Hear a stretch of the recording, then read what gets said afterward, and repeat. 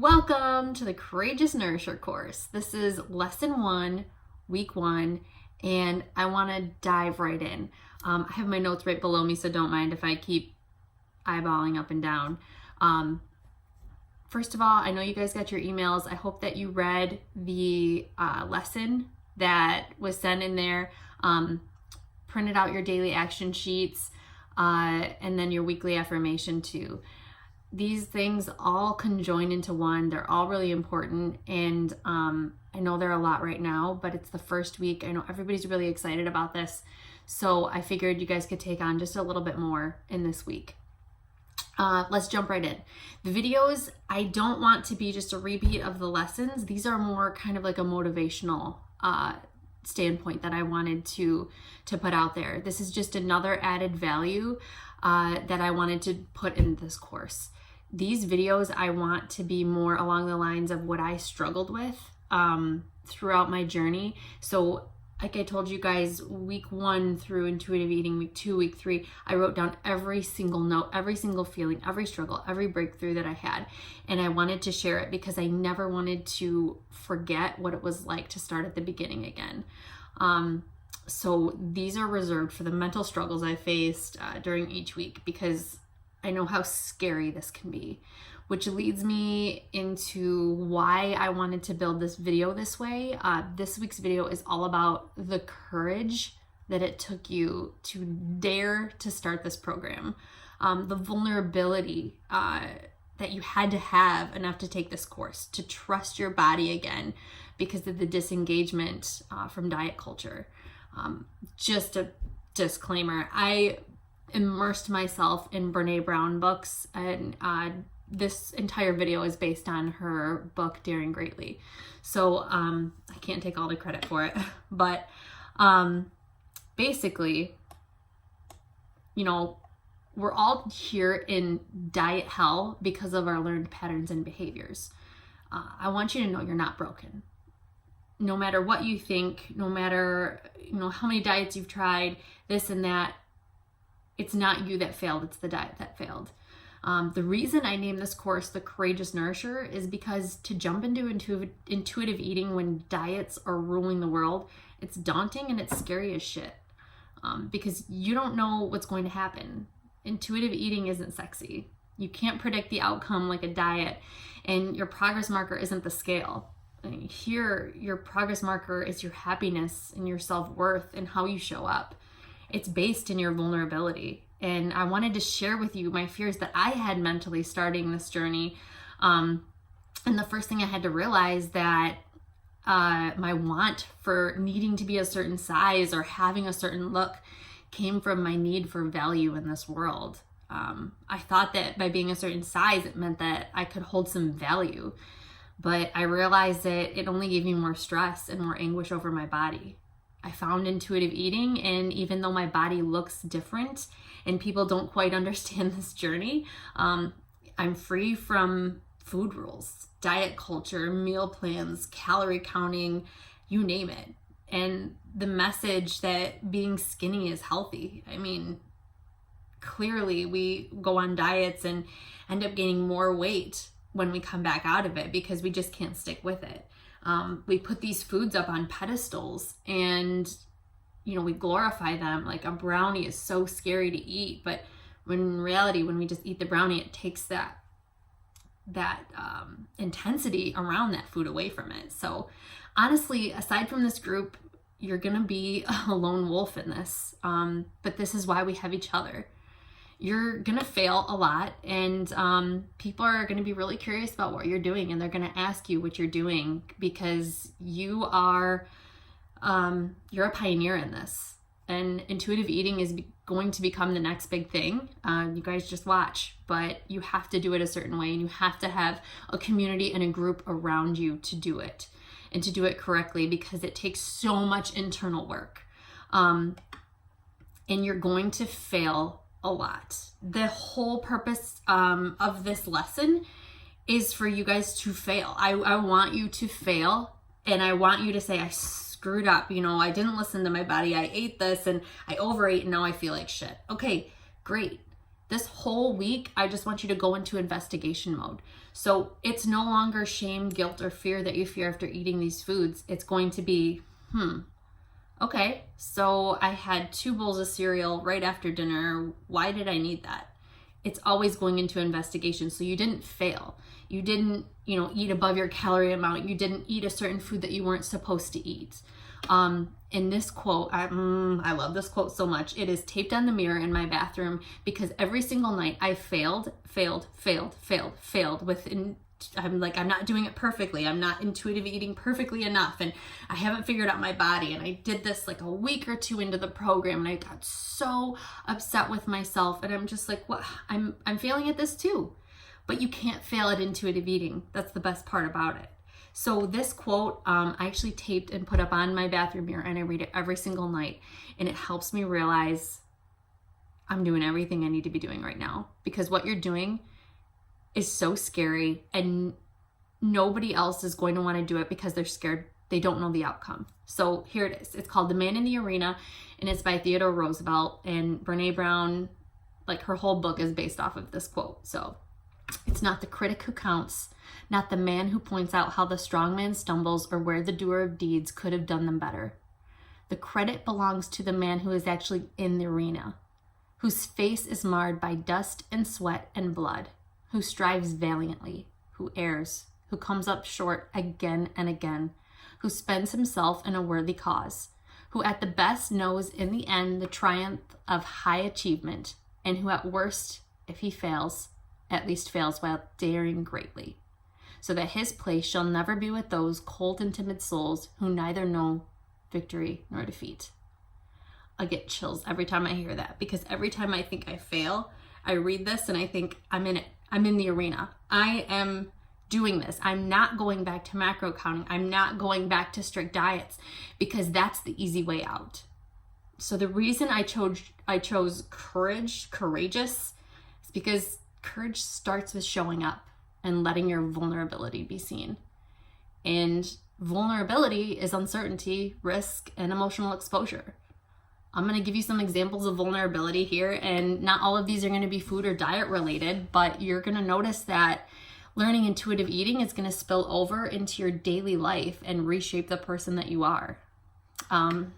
Vulnerability, it's sharing an unpopular opinion, standing up for myself, asking for help, saying no, starting my own business, helping my mom through breast cancer, cheering myself on for that 5K, even though I might not make it all the way through, going to the beach while all my skinny friends are wearing their bikinis, sharing something I wrote or a piece of art that I made, getting promoted, embarking on a new project at work, knowing it might fail, changing jobs, starting a family, trying something new, admitting that I'm afraid, taking my dad to AA, exercising in public when I don't know what I'm doing, exercising in front of people in a bigger body, being in a bigger body, recovering from an eating disorder, stepping up to the plate again after a series of strikeouts, taking money from your child's savings account so you can make the mortgage payment, being accountable, having that hard talk with your parents,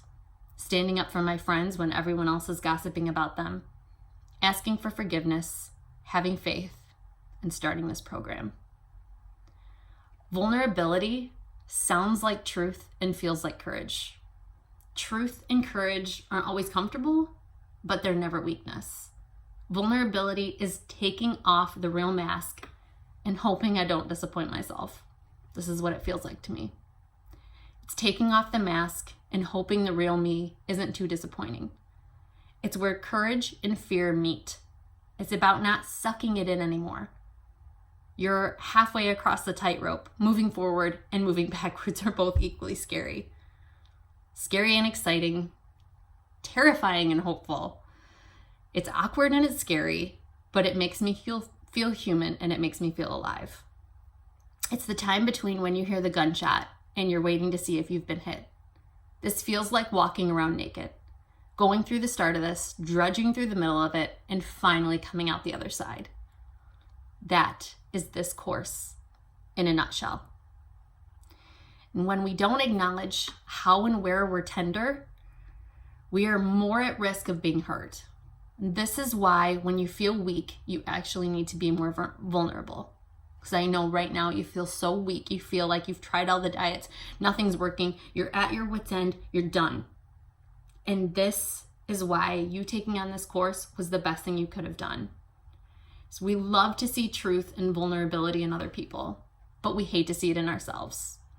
Did you guys love my post about the my transformation of gaining 26 pounds? But you're afraid that your truth isn't enough. And you're not brave enough without all the bells and whistles. So we always think, I want to experience your vulnerability, but I don't want to be vulnerable. But vulnerability is a courage in you and an inadequacy in me. I'm drawn to your vulnerability, but repelled by mine. That's how I felt with everybody else. When they were going through intuitive eating, I'm like, how do you do this? Please tell me all your secrets. And I'm looking at it like trying to structure it like a diet. Like, okay, so if I just eat this, this, this, and this, and trying to copy other people's patterns when really I needed to create my own. I needed to be vulnerable enough to jump in and do it myself. Because, I mean, can you value your own vulnerability as much as you value it in others? And when we pretend that we can avoid vulnerability, we engage in behaviors that disconnect us from who we are. Vulnerability is about sharing our experiences with the people who deserve to hear them. Vulnerability is not meeting someone for the first time and saying, hi, my name's Christy, and I flipped over the dinner table last night because somebody put butter in my mashed potatoes. I mean, this means sharing your vulnerability with people who can bear the weight of your story. That's what this community is for. That means this community right here. This increased vulnerability creates respect, trust, and engagement. And vulnerability without boundaries leads to distrust and disengagement. And this can lead to the shock and awe phase, which leads to attention seeking, and which you'd see a lot in social media and social behavior. Have you ever talked to somebody about your food struggles and they just didn't get it? Like, well, why can't you just eat that piece of pie and then go work out tomorrow morning to burn it off? Or just try this diet, it'll work. Or get up and work out in the morning. Or, we'll just eat healthy foods and eat bad foods some of the time. It's just that simple. And, just eat during these times of the day and don't eat during these times. And stay away from fruits and high sugars. And just accept your body and be happy with it. Why can't you just relax and eat this? And this is how we become disengaged. Diet culture equals disengagement. Disengagement triggers our biggest fears of being abandoned, unworthy, and unlovable. And we think, if I don't get that perfect body in 3 months, then I won't wear that bathing suit I just bought, and I'm not going to the beach with my kids. Disengagement stems from not being able to trust and has an incredible amount of shame attached to it. Diet culture creates distrust for our bodies and shame if we don't follow it to a T. Shame and distrust. Do those two words fit into how you view your body? This is just as dangerous as an affair because you can't quite pinpoint the source of pain. It just engulfs you like an aerosol can. And disengagement is just there. And this is where we've become disengaged with our bodies. We cheated on our bodies a long time ago with rules and destructive patterns, which told our bodies that we weren't to be trusted with food decisions anymore. We've told it that, we need to eat at this time and we need to eat this thing exactly and we need to eat this way. And our bodies backlashed at us with binges, disordered eating patterns, and cries for help that went unheard. Maybe you heard them, but you just didn't listen. So what your body really needs is respect and trust, not fear and scarcity. Trust is a product of vulnerability that requires engagement and fulfillment over time. So this isn't going to happen in a day, not a week, not even in 12 weeks. You can't unlearn decades of a diet culture in a couple weeks. But this is such a good start, and you're never going to want to go back after this. So how is your fear of vulnerability holding you back? I'm really asking you this because feeling fear is not the problem. Acting on the fear is the problem. Going back to another diet is the problem. Fear isn't just who you are as a person. You're scared you might gain weight, that you'll be the only person that this doesn't work for, or that you will fail and you'll never find peace. And if you can't find peace, then you won't love yourself, which means you can never be loved. These are legitimately the fears that I had inside when I started this journey. I thought I would be the only one it wouldn't work for. I thought I was too carb sensitive to start eating carbs again. And, if I didn't have carbs and protein right after my workouts, that my muscles would dwindle and I would die a slow and painful death and nobody would ever love me. A little dramatic, but that's who I am. The truth is, everyone is struggling and everyone is wanting to be seen or heard. And you may feel like a misfit and insecure, but every single person in this entire world is a misfit and insecure. Everybody has their vices, and ours is food and trying to control our bodies and the way it looks. We have to push back against what social standards think we should believe and think we should be, because that would be ordinary. But we're all ready to dare greatly, and we're all ready to try something new. You'll always have fear around your insecurities about what other people think of you and how they view you. But that's the best part, about this whole thing, is that nobody else is you. And if we start being who we are, flaws and all, only then can we be unique, and only then can we stand out and stop being ordinary. We're trying so hard to fit in to where we don't belong. And why are we so afraid to dare greatly and show people who we really are? Well, this is exactly why you're here. Daring isn't saying I'm going to risk failure. Daring is saying I know I'll fail, but I'm still going to try. So welcome, Courageous Nourisher. And thank you for daring greatly with me. I'll see you next week.